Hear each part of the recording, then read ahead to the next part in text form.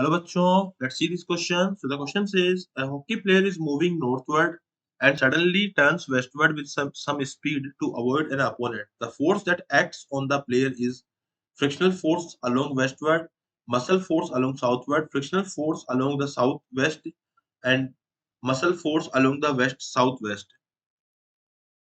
So हम लोग यहाँ पे बात करेंगे की कॉन्सेप्ट की.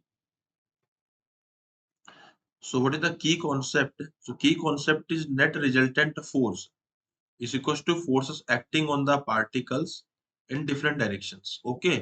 एंड हम लोग एक और बात यहाँ पे करेंगे, है ना? हम लोग बात करेंगे कि acceleration is equal to v final minus v initial by time. Acceleration का हम लोग एवरेज एक्सेलरेशन जैसी बात करते हैं.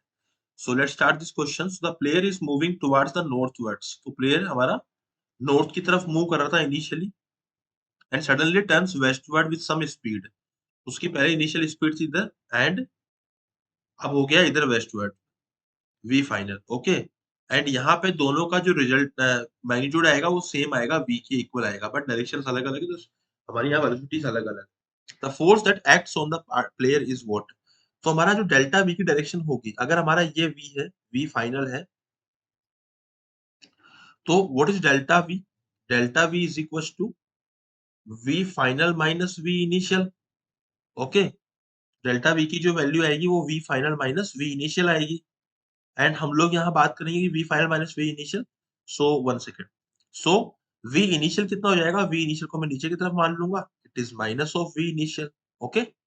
This is V final. तो इन दोनों का जो रिजल्टेंट आएगा V final and V initial का, मतलब डेल्टा वी को मैं ऐसे भी लिख सकता हूँ V final plus of minus V initial. मतलब मेरे को V final and minus of V initial को ऐड करना है, तो ये कुछ इस तरफ जाएगा हमारा डेल्टा वी. ओके. तो ये हो जाएगा हमारा कितना, क्या हो जाएगा हमारा डेल्टा वी हो जाएगा. तो डेल्टा वी की डायरेक्शन जो आएगी वही मेरे एक्सेलरेशन की डायरेक्शन आएगी. तो एक्सेलरेशन भी इसी तरफ होगा. इसका मतलब ये जो डायरेक्शन है it is south west direction, south west direction. और इसी तरफ हमारा नेट फोर्स लगना चाहिए. अब उसको ये जो पर्टिकुलर पर्सन होगा इसको कौन फोर्स प्रोवाइड करेगा? इसको फोर्स प्रोवाइड करेगा फ्रिक्शन. क्योंकि ये ग्राउंड पे फ्रिक्शन फोर्स लगाएगा एंड ग्राउंड इस पे वापस फ्रिक्शन फोर्स लगाएगा.